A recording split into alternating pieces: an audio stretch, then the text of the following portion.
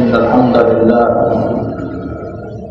نحمده ونستعينه ونستغفره ونعوذ بالله من شرور أنفسنا ومن سيئات أعمالنا من يهده الله فلا مضل له ومن يضلل فلا هادي له وأشهد أن لا إله إلا الله وحده لا شريك له وأشهد أن محمدا عبده ورسوله أما بعد فإن خير الحديث كتاب الله وخير الهدي هدي محمد صلى الله عليه وسلم وشر الأمور محدثاتها وكل محدثة بدعة وكل بدعة ضلالة وكل ضلالة في النار. أما بعد فأعوذ بالله السميع العليم من الشيطان الرجيم. رب اشرح لي صدري ويسر لي أمري واحلل عقدة من لساني يفقهوا قولي. سبحانك لا علم لنا إلا ما علمتنا إنك أنت العليم الحكيم. رب أعوذ بك من همزات الشياطين وأعوذ بك رب أن يحضرون.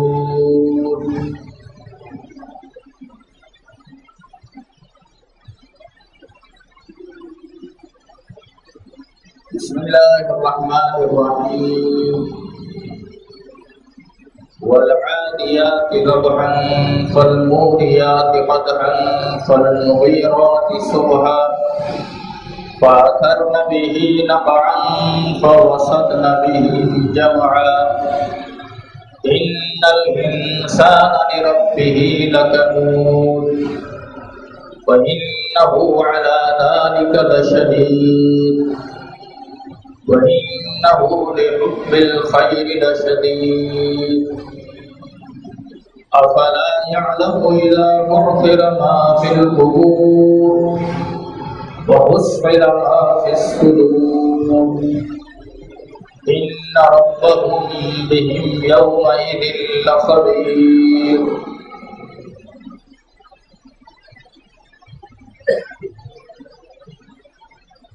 گزشتہ جمعے اللہ کی توفیق سے اسی سورہ عادیات کی تفسیر آپ کے سامنے کی تھی.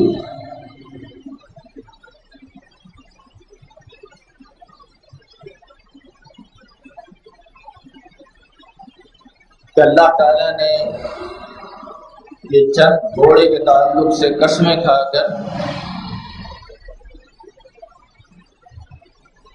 یہ بتایا کہ انسان اپنے رب کا بڑا ہی ناشکر ہے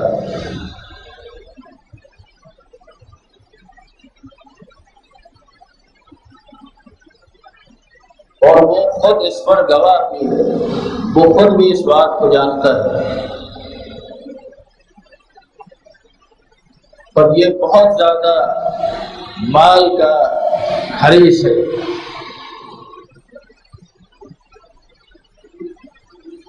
تو انسان صحیح معنی میں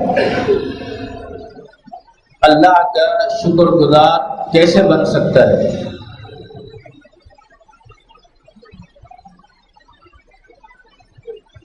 اور اسے اللہ کا شکر کیسے ادا کرنا چاہیے؟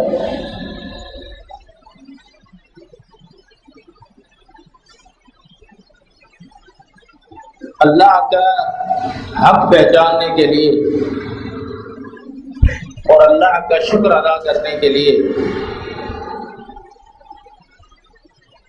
انسان کو اس بات کی ضرورت ہے کہ وہ علم حاصل کرے.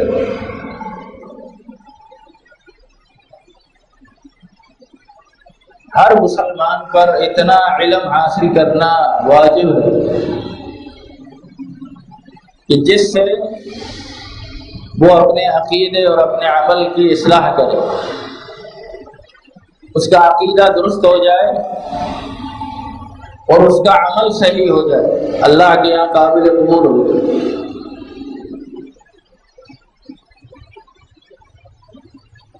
اس لیے کہ یہ علم،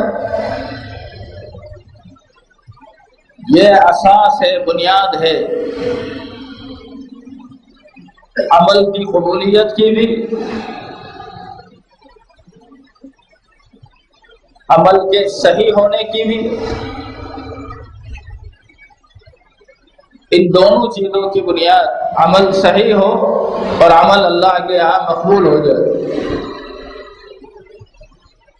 اس کی بنیاد بھی صحیح علم ہے۔ اس لیے ہر شخص عمومی طور پر علم حاصل کرے، اس کو علم کا شوق ہونا چاہیے، اسے علم کی طرف رغبت ہونی چاہیے،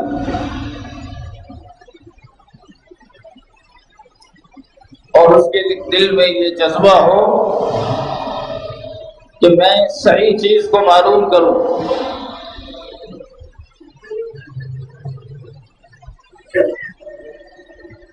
عمومی اعتبار سے ہر شخص میں یہ بات ہونی چاہیے، اور خصوصیت کے ساتھ والدین کے اندر یہ جذبہ اور یہ تمنا کہ وہ اپنے بچے کی تعلیم کا جب آغاز کریں تو اس تعلیم کا آغاز دینی تعلیم سے کریں، دینی تعلیم کو مقدم کریں دنیاوی تعلیم پر۔ اللہ کے رسول صلی اللہ علیہ وسلم نے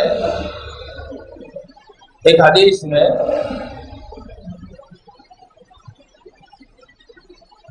مثال بیان کی، فرمایا کہ اللہ تعالیٰ نے مجھے جو علم عطا کیا ہے، جو علم دے کر مجھے بھیجا ہے، اس علم کی مثال جو ہے ایک بارش کی طرح ہے، اور یہ جو بارش ہے یہ جب زمین پر گرتی ہے تو زمین تین طرح کی ہے۔ ایک زمین وہ ہے جو نرم ہے، بارش کا پانی اسے جذب کر لیتا ہے، پھر اس کے نتیجے کے اندر زمین سے سبزہ، درخت، پھل، اناج، بہت ساری چیزیں نکلتی ہیں، اور لوگ اس سے فائدہ اٹھاتے ہیں، جانور اس سے فائدہ اٹھاتے ہیں۔ یہ زمین کا ٹکڑا سب سے بہترین ٹکڑا ہے۔ دوسرا زمین کا ٹکڑا وہ ہے، وہاں پر بھی بارش گرتی ہے، پانی گرتا ہے، لیکن وہ زمین سخت ہے، وہاں پانی جذب نہیں ہو رہا، پانی ٹھہر گیا، ایک گڑھا بن گیا۔ اب اس گڑھے سے، اس جمع شدہ پانی سے لوگ فائدہ اٹھا رہے ہیں، جانور فائدہ اٹھا رہے ہیں، اس زمین کو کوئی فائدہ نہیں۔ زمین کا تیسرا ٹکڑا وہ ہے جو نہ نرم زمین ہے، نہ ہی ایسی سخت زمین ہے کہ اس کے اندر گڑھا بن جائے اور پانی جمع ہو، بلکہ سخت ہونے کے ساتھ ساتھ ہموار بھی ہے، سیدھی بھی ہے، جتنی بارش ہو رہی ہے سارا پانی رائے گا جا رہا ہے، نہ یہ زمین خود جذب کر رہی ہے، نہ اس زمین میں یہ پانی ٹھہر کر کسی دوسرے کو فائدہ ہو رہا ہے۔ آپ نے فرمایا کہ میں جو علم دے کر بھیجا گیا ہوں، میرے یہ علم کی مثال بھی ایسی ہی ہے کہ جب وحی کی یہ بارش اللہ کے نبی صلی اللہ علیہ وسلم کی زبان کے ذریعے لوگوں تک پہنچی تو لوگ 3 طرح کے ہو گئے۔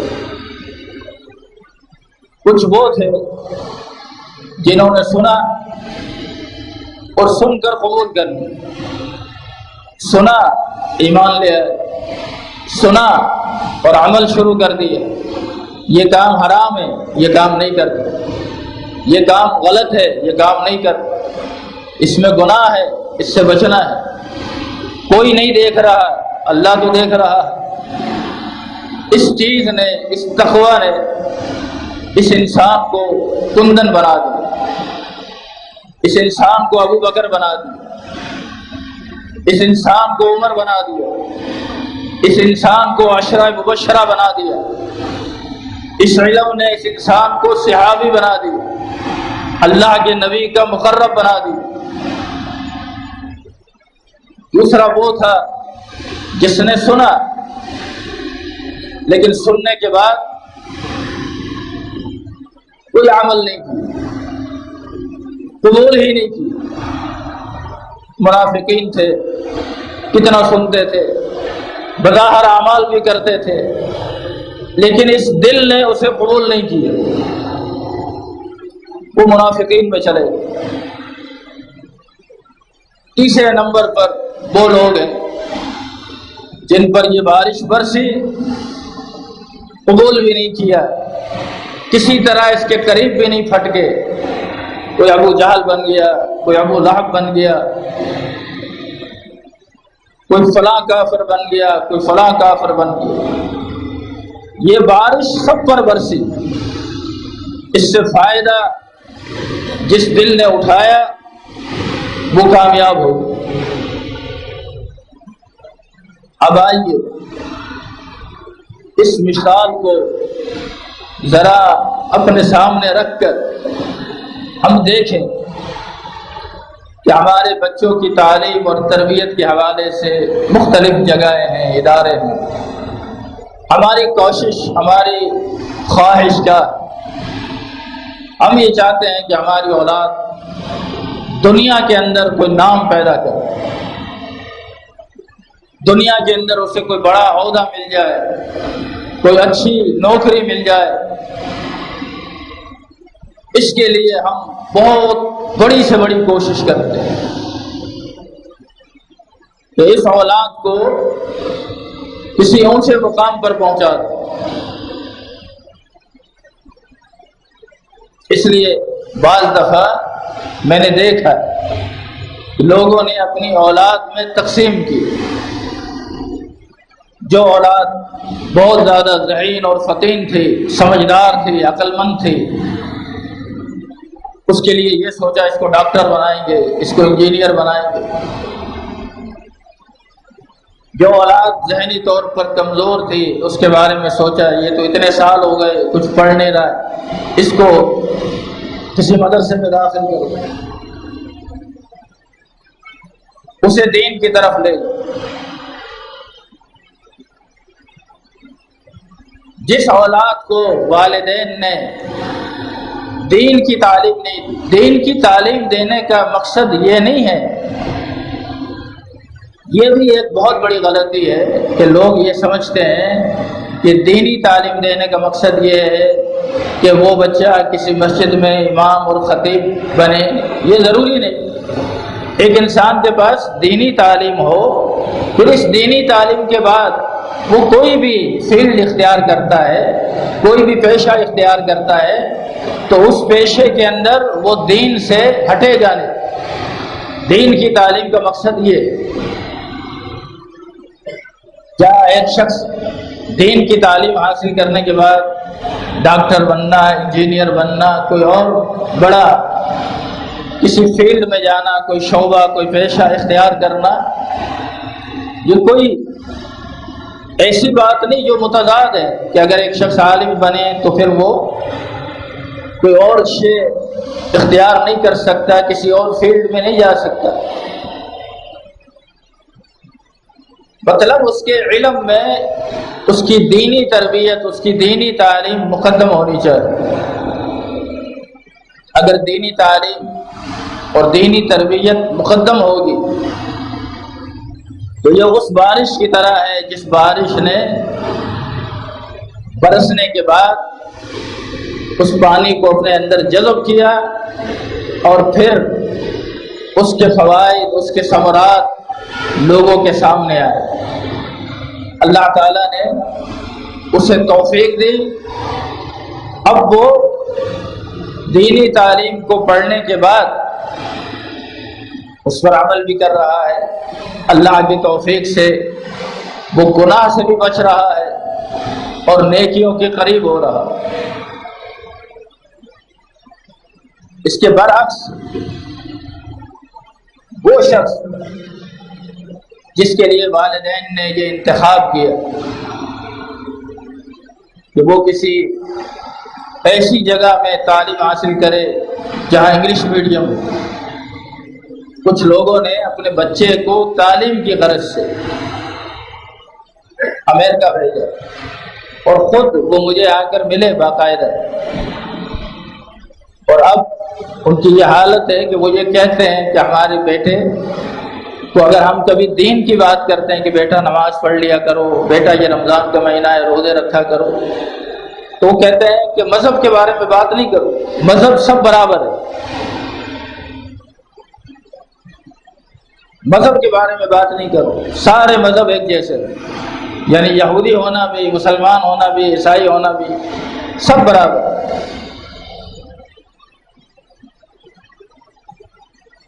یہ بچہ جس کی اس طرح سے تربیت کی گئی، جو یہ لوگوں کے سامنے ریمارکس دے رہا ہے،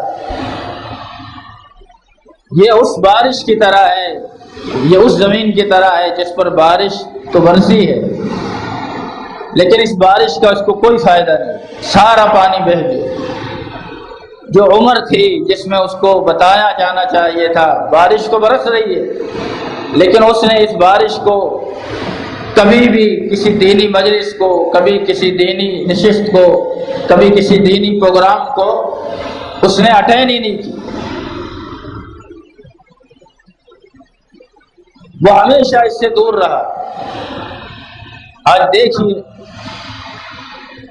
اس حدیث کی روشنی میں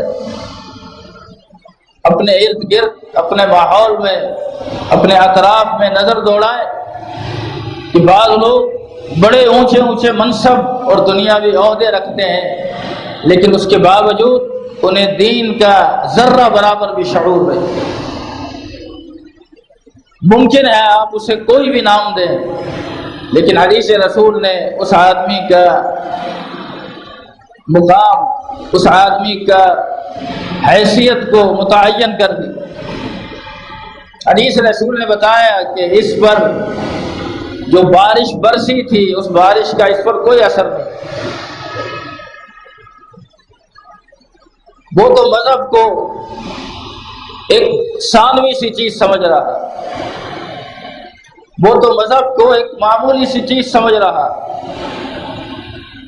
یہ علم اپنی اولاد کو دینا، اس علم کے تعلق سے اس کی تربیت کرنا، یہ اس لیے بھی ضروری ہے کہ اللہ کے رسول صلی اللہ علیہ وسلم نے فرمایا کہ جو طالب علم ہے اس کے لیے ہر شے مغفرت کی دعا کرے،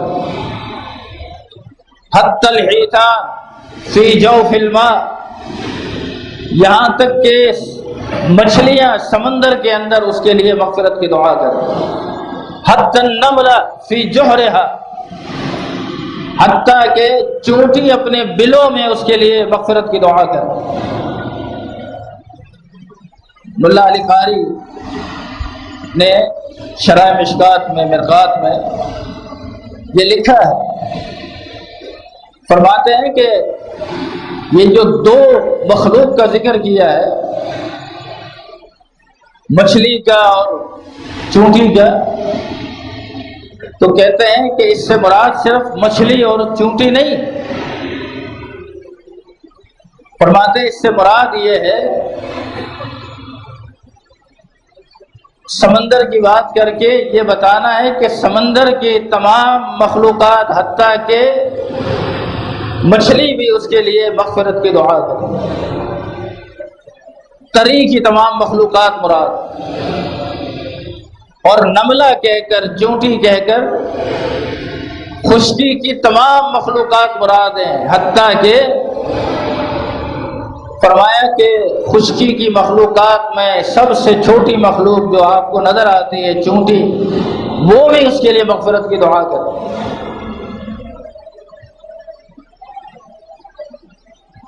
تو یہ بات اللہ کے رسول صلی اللہ علیہ وسلم فرما کر جہاں طالب علم کی شان اور اس کے مقام کو واضح کرتے ہیں، وہاں یہ بھی بتانا مقصود ہے کہ اگر ایک شخص ایک اچھی نیت کے ساتھ اپنی اولاد کی دینی تعلیم اور تربیت کرتا ہے تو اس کے لیے تو ہر مخلوق دعا کر رہی ہے، ہر مخلوق، اللہ کی ہر مخلوق اس کے لیے دعا کر رہی ہے۔ اس لیے اس تعلیم کے تعلق سے کبھی بھی یہ بات ذہن میں نہ لائیں، اس علم کو، اس تعلیم کو، اس کے پڑھنے والے کو، اس کے پڑھانے والے کو معمولی نہ سمجھے، حقیر نہ سمجھے۔ اس علم سے ناآشنا لوگوں کو اللہ کے نبی صلی اللہ علیہ وسلم نے جاہل کہا۔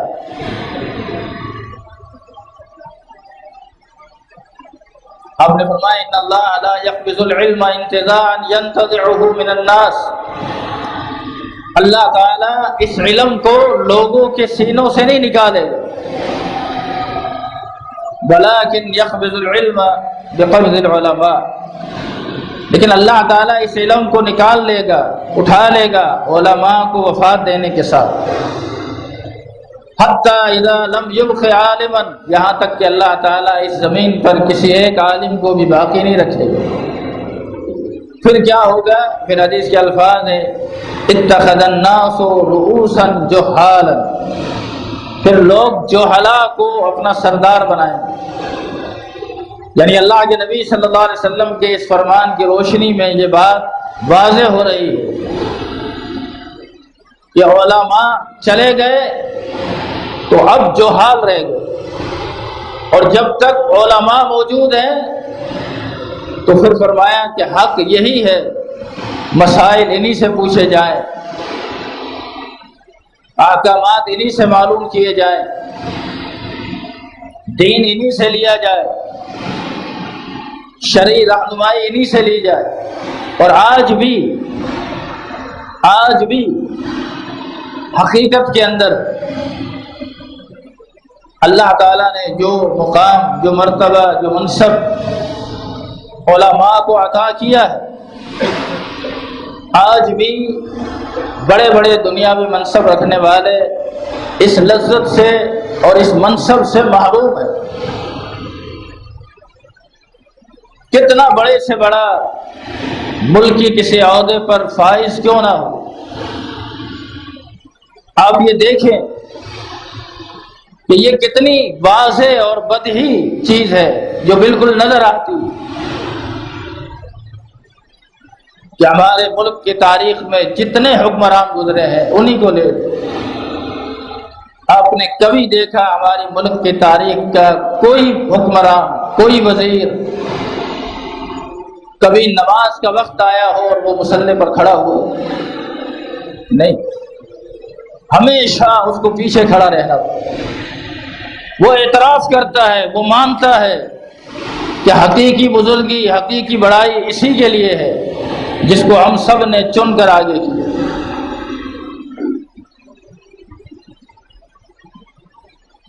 یہ بات امر واقع میں اس طرح نہیں،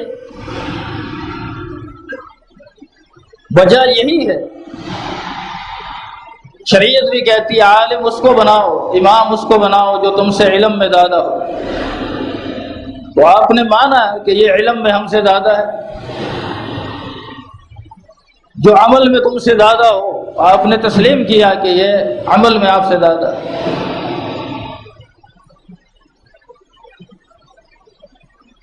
جو اقرأهم لکتاب اللہ اعلمهم بالسنہ، جو سنت کو زیادہ جانتا ہو، قرآن کو اچھی طرح جانتا ہو، سمجھتا ہو، اچھا پڑھتا ہو۔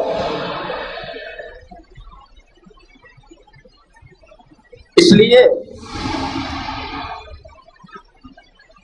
اس علم کا جاننے والا،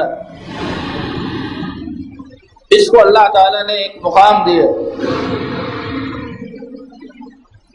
فرمایا کہ جب کوئی عالم نہیں رہے گا پھر لوگ جہلا کو اپنا امام بنائیں گے۔ فسئلوا، پھر ان سے لوگ مسائل پوچھیں گے، مسائل پوچھے جائیں گے۔ فافتوا بغیر علم، وہ بغیر علم کے فتویٰ دیں۔ اس کا معنی یہ ہے کہ اصل جو منصب ہے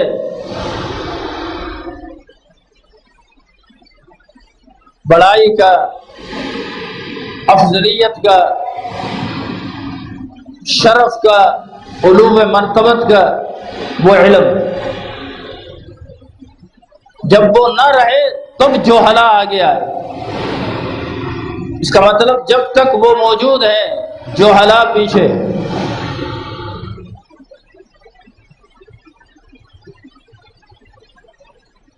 آج بھی ان گئے گزرے حالات میں آپ دیکھتے ہیں اگر کوئی شخص کوئی ایسا بیان دیتا ہے جو دین کے سراسر دین کے لیے گالی ہو، دین کو برا بھلا کہا جا رہا ہو، تو ایسے عالم میں بھی علماء جو ہیں اپنی اپنی بصارت کے مطابق اظہار خیال کرتے ہیں، اس کا رد کرتے ہیں، اس کا نوٹس لیتے ہیں، اور پھر اس قسم کی باتیں کرنے والوں کو ذلیل اور رسوا ہونا پڑتا ہے۔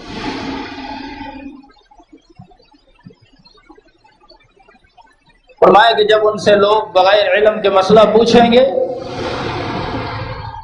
کیا ہوگا؟ ضلوا، وہ لوگ خود بھی گمراہ ہوں گے، وَأَضَلُّوا، اور لوگوں کو بھی گمراہ کریں۔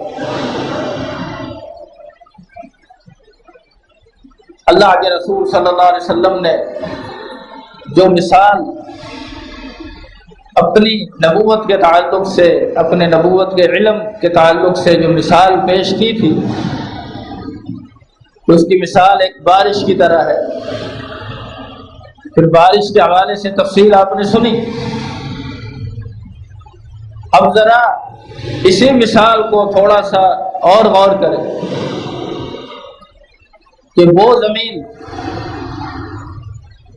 جس پر بارش برسی، اس نے پانی کو قبول کیا اور اس سے زمین سے بہت ساری چیزیں اس کے نتیجے کے اندر برآمد ہوئی، نکلی۔ اس کا معنی یہ ہے کہ جس کو آپ نے اپنے طور پر یہ سمجھا کہ یہ کسی کام کا نہیں اور اس کو آپ نے اللہ کے دین کے حوالے کیا، آپ نے نہیں دیکھا کہ ایسے لوگوں نے بھی، ایسے لوگوں کو آپ نے کمتر سمجھا، لیکن اللہ نے ایسے لوگوں کو کمتر نہیں سمجھا۔ اللہ نے اسے اس علم کی وجہ سے کہاں سے کہاں پہنچا دیا۔ آپ کو حیرت ہوگی، قرات کے امام شاطبی آنکھوں سے نابینا تھے، وقت کا بہت بڑا فقیہ اور محدث حماد بن زید آنکھوں سے نابینا تھا۔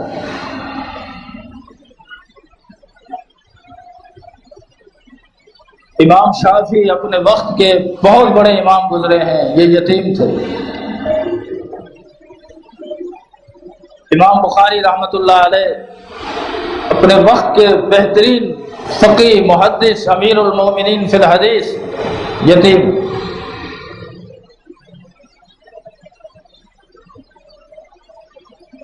عام طور پر جو بچہ یتیم ہوتا ہے اس کے بارے میں ان کی تعلیم اور تربیت پر اس طرح توجہ نہیں دی جا سکتی جس طرح باپ دیتا ہے۔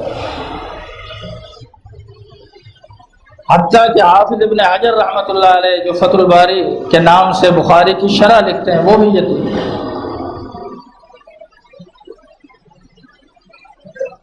ان لوگوں نے بھی، ایسے لوگوں نے بھی جو بیچارے کسی اعتبار سے معذور تھے یا ان کو باپ کا سایہ شفقت نہیں ملا، انہیں بھی اللہ تعالیٰ نے اس علم کی وجہ سے اتنا نواز دیا کہ یہ علم واقعتاً ایسا علم ہے کہ جس علم کی وجہ سے اللہ تعالیٰ کسی کو ضائع نہیں کرتا۔ اس لیے فرمایا کہ من یرد اللہ بہ خیرا یفقہہ فی الدین، اللہ تعالیٰ جس آدمی کے ساتھ بھلائی کا ارادہ کرتا ہے اللہ اسے دین کی سمجھ عطا کرتا ہے۔ اور فرمایا جو بھی اس علم کو لے رہا ہے اور جتنا حصہ بھی اسے مل رہا ہے وہ سمجھے کہ اللہ تعالیٰ نے اس پر بہت احسان کر دیا، کہ اللہ تعالیٰ نے دین سننے کی بھی توفیق دی، سمجھنے کی بھی توفیق دی اور پھر عمل کی توفیق دی۔ لیکن ایک انسان سنتا ہے، سمجھتا ہے اور عمل نہیں کرتا، وہ دیکھے کہ وہ کس طرف جا رہا۔ اس بارش کی مثال سے وہ تعین کرے کہ وہ کہاں کھڑا ہے۔ بارش برسے اور اس کا اثر ہو، یہ عام سی بارش اپنا اثر رکھتی ہے، تو جو نبوت کی بارش ہے، جو علم وحی کی بارش ہے، یہ بارش بھی برس رہی ہے، اہل ایمان کے سینوں پر برس رہی ہے۔ اس لیے فرمایا کہ العلماء ورثۃ الانبیاء، علماء انبیاء کے وارث ہیں، اور انبیاء نے ورثے کے اندر درہم اور دینار نہیں چھوڑے۔ انما ورثوا العلم، انہوں نے تو علم کا ورثہ چھوڑا۔ حافظ ابن حجر رحمۃ اللہ علیہ فرماتے ہیں اکرم بہم وارثا و موروثا، یہ لوگ کتنے عزت والے ہیں، وارث ہونے کی وجہ سے بھی یہ عزت والے ہیں، اور جو ترکہ ان کے حصے میں آیا ہے اس اعتبار سے بھی یہ عزت والے ہیں۔ وارث ہونا یاد رکھیے اس بات کی دلیل ہے کہ اس کا مرنے والے سے زیادہ قریبی تعلق ہے۔ وراثت جب تقسیم ہو رہی ہو، ایک طرف مرنے والا کا بیٹا بھی موجود ہے اور بھائی بھی موجود ہے، تو وراثت بیٹے کو ملے گی، بھائی کو نہیں ملے گی، اس لیے کہ بیٹا باپ کے زیادہ قریب۔ اللہ کے نبی صلی اللہ علیہ وسلم نے جب وراثت کے تعلق سے یوں فرمایا کہ علماء انبیاء کے وارث ہیں، مانا یہ اللہ انبیاء کے زیادہ قریب ہے، علماء انبیاء کے زیادہ قریب ہے۔ اس لیے ان کے حصے کے اندر بہت عظیم ترین ورثہ ہے، بہت عظیم ترین۔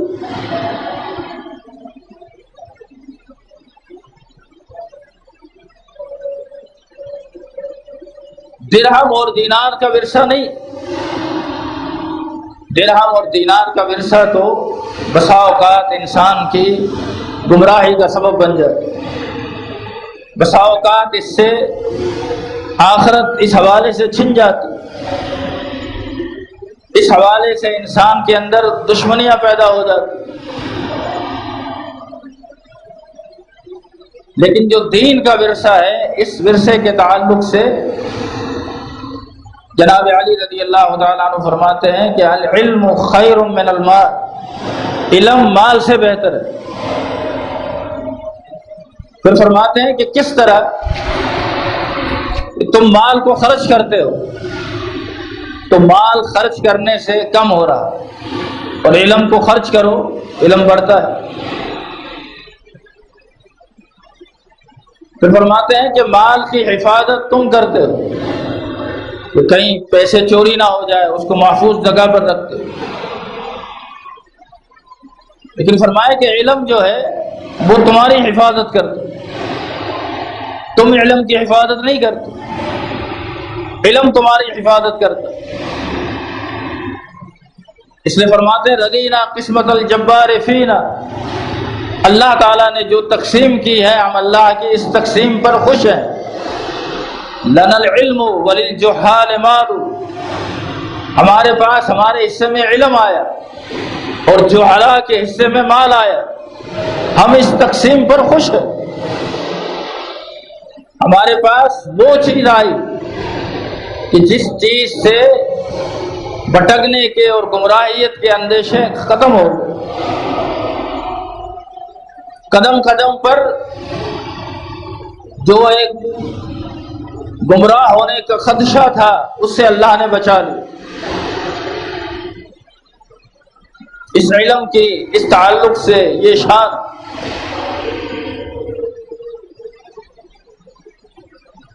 قرآن مجید میں اللہ تعالیٰ نے دو قوموں کا ذکر کیا، تو ایک قوم کے دو گروہ کا ذکر کیا۔ ایک قوم نے جب دیکھا کہ قارون اپنے خزانے کے ساتھ جب نکلا تو کہنے لگے یا لیت لنا مثل ما اوتی قارون، اس کے پاس کتنا مال ہے، کاش ہمارے پاس بھی اتنا مال ہوگا۔ انہ لذو حظ عظیم، یہ بڑا نصیب والا ہے، بڑا قسمت والا ہے۔ یہ ایک گروہ تھا۔ اللہ تعالیٰ نے فرمایا وقال الذین اوتوا العلم،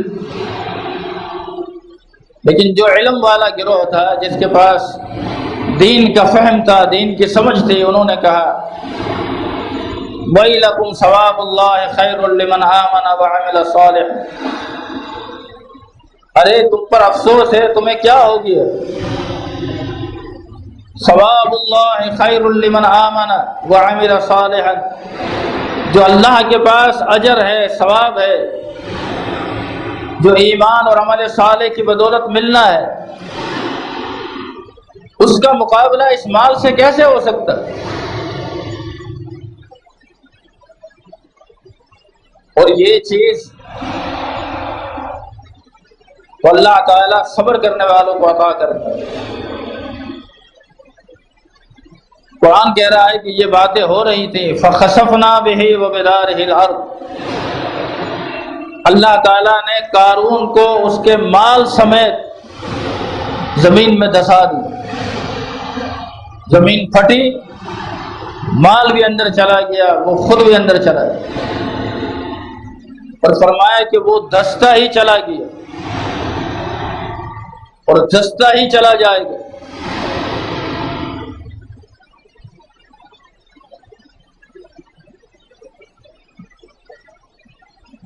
پھر ان لوگوں کو جو یہ کہہ رہے تھے یہ بڑا نصیبے والا ہے، پھر ان کی آنکھ کھلی، پھر انہیں پتہ چلا کہ ہر چیز اللہ تعالیٰ نے اس دولت میں نہیں رکھی۔ ہر قسم کا سکون اور عافیت صرف اس مال کے اندر نہیں، بلکہ اصل چیز اس تعلق سے علم ہے، جس علم کی بدولت انسان حلال اور حرام میں فرق کر سکتا ہے، اس علم کی بدولت انسان صحیح اور غلط میں تمیز کر سکتا ہے، اس علم کی بدولت وہ صحیح اور ضعیف کے اندر تمیز کر سکتا ہے، اس علم کی وجہ سے ہی وہ جنت کا راستہ بھی اختیار کر سکتا ہے اور جنت کے راستے کو چھوڑ بھی سکتا ہے۔ اس لیے ہمیشہ یہ کوشش کرنی چاہیے کہ جتنا بھی موقع ملے اور علم کے حصول کی جو بھی شکل ہو، انسان ہمیشہ اس کو حاصل کرنے میں پیش رہے، آگے بڑھے، اور علم قبول کرنے والا اللہ تعالیٰ دل عطا فرمائے۔ آپ نے ایسے علم سے اللہ کی پناہ مانگی، فرمایا اللہم انی اعوذ بک من علم لا ينفع، اللہ ایسا علم عطا نہ کرے جو نفع نہ دے، یعنی میں سنوں اور پھر مجھے عمل کی توفیق نہ ہو، ایسے علم سے آپ نے پناہ مانگی۔ اللہ رب العزت اس زاویے سے سمجھنے کی توفیق عطا فرمائے۔ اقول قولی ھذا واستغفر اللہ علیہ۔ کہ کہیں پیسے چوری نہ ہو جائے، اس کو محفوظ جگہ پر رکھتے، لیکن فرمایا کہ علم جو ہے وہ تمہاری حفاظت کرتا، تم علم کی حفاظت نہیں کرتے، علم تمہاری حفاظت کرتا۔ اس لیے فرماتے ہیں رضینا قسمت الجبار فینا، اللہ تعالیٰ نے جو تقسیم کی ہے ہم اللہ کی اس تقسیم پر خوش ہیں۔ لنا العلم وللجہال مال، ہمارے پاس ہمارے حصے میں علم آیا اور جہلاء کے حصے میں مال آیا، ہم اس تقسیم پر خوش ہیں۔ ہمارے پاس وہ چیز آئی کہ جس چیز سے بھٹکنے کے اور گمراہیت کے اندیشے ختم ہو گئے۔ قدم قدم پر جو ایک گمراہ ہونے کا خدشہ تھا اس سے اللہ نے بچا لیا۔ اس علم کی اس تعلق سے یہ شان۔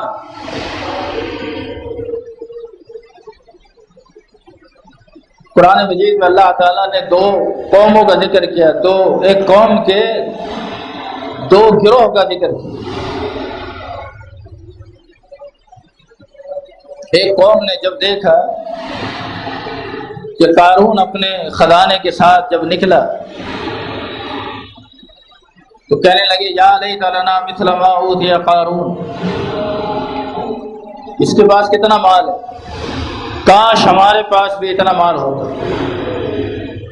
انہ لذو حظ عظیم، یہ بڑا نصیب والا ہے، بڑا قسمت والا ہے۔ یہ ایک گروہ تھا۔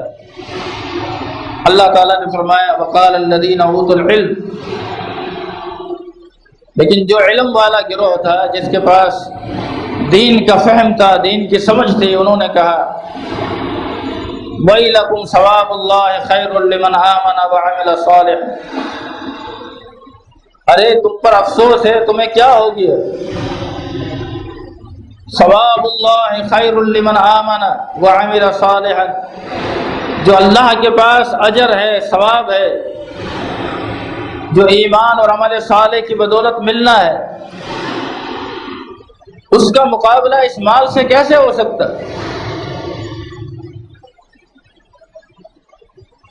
اور یہ چیز تو اللہ تعالیٰ صبر کرنے والوں کو عطا کرتا ہے۔ قرآن کہہ رہا ہے کہ یہ باتیں ہو رہی تھیں فَخَسَفْنَا بِهِ وَبِدَارِهِ الْأَرْضِ، اللہ تعالیٰ نے قارون کو اس کے مال سمیت زمین میں دھسا دی، زمین پھٹی، مال بھی اندر چلا گیا، وہ خود بھی اندر چلا گیا، اور فرمایا کہ وہ دھستا ہی چلا گیا اور دھستا ہی چلا جائے گا۔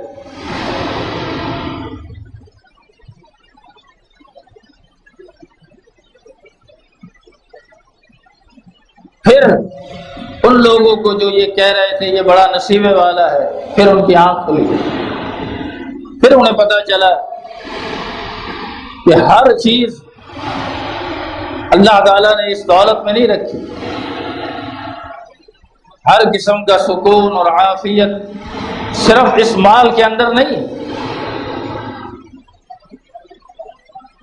بلکہ اصل چیز اس تعلق سے علم ہے، جس علم کی بدولت انسان حلال اور حرام میں فرق کر سکتا ہے، اس علم کی بدولت انسان صحیح اور غلط میں تمیز کر سکتا ہے، اس علم کی بدولت وہ